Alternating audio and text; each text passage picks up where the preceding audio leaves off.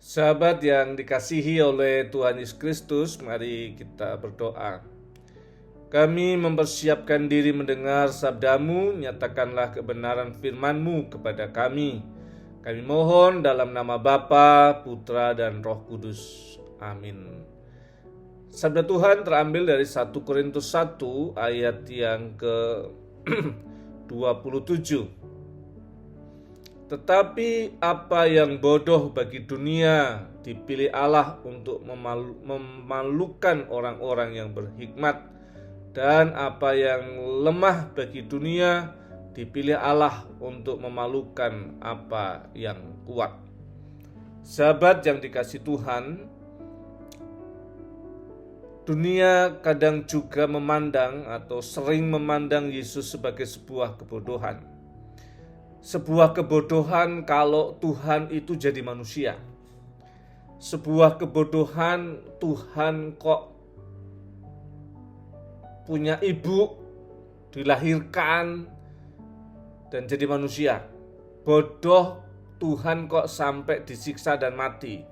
Sebuah kebodohan kalau kemudian Tuhan itu menjadi mati menebus dosa manusia.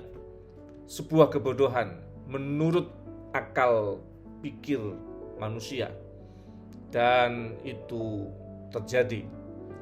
Nah, bagaimana pandangan teks 1 Korintus ini bicara soal hikmat dunia yang seringkali menggunakan cara berpikir manusiawi untuk mengerti tentang Tuhan.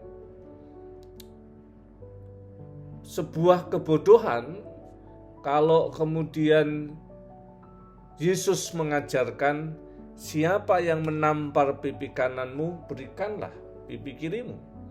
Sebuah kebodohan kalau kemudian Tuhan yang adalah rabi, guru, tuan, malah menjadi pribadi yang membasuh kaki murid-muridnya. Sebuah kebodohan. Harusnya pemimpin itu dilayani, tetapi malah menopang dan melayani para muridnya. Tapi sekarang mari dengan hikmat teks kita akan menemukan bagaimana yang disebut bodoh itu yang seharusnya terjadi. Tidak mungkin kita kembali ke surga kalau kita nggak ditebus. Nggak mungkin kita kembali ke surga kalau kita nggak dijemput oleh Tuhan yang dari surga itu. Dan itu hanya mungkin Tuhan yang nebus. Hanya mungkin Tuhan yang menjemput kita. Gak mungkin orang menebus kita. Karena sama-sama dalam dosa. Gak mungkin manusia yang mengantar kita ke surga. Karena sama-sama gak ngerti jalannya. Jadi yang disebut bodoh itu, tapi itulah yang memang seharusnya. Contoh tadi, siapa yang menampar pipi kananmu, berikanlah pipi kirimu. Dan itu yang memang seharusnya terjadi. Lingkaran kekerasan itu tidak pernah bisa selesai. Karena satu aksi menimbulkan reaksi menimbulkan reaksi dan tidak pernah selesai. Maka harus ada satu pihak yang ketika dia kena sebuah aksi tidak melanjutkan reaksi itu, maka dia memutuskan rantai kekerasan. Dan itu jalan untuk mencapai perdamaian. Bukankah ini sebuah terobosan pemikiran? Iya, karena pemikirannya bukan pemikiran manusia. Bukan pikiran duniawi, tapi pikiran surgawi. Ini jalurnya itu jalur surgawi, bukan jalur tol manusiawi. Kalau ada orang yang beraksi sama kita, akan bereaksi kita lah, dan kemudian terus tidak pernah selesai. Tadi, pemimpin bukan letaknya di atas, tetapi di bawah untuk menopang kehidupan, untuk melayani orang-orang yang dia pimpin.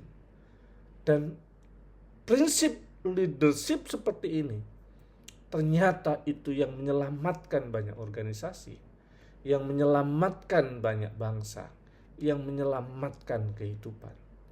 Bukan pemimpin yang dilayani, tetapi pemimpin yang melayani. Bukankah itu hikmat surgawi?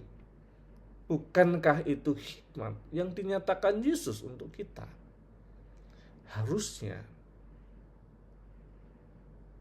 kita berjalan sesuai dengan standar surgawi itu. Kiranya Tuhan menolong kita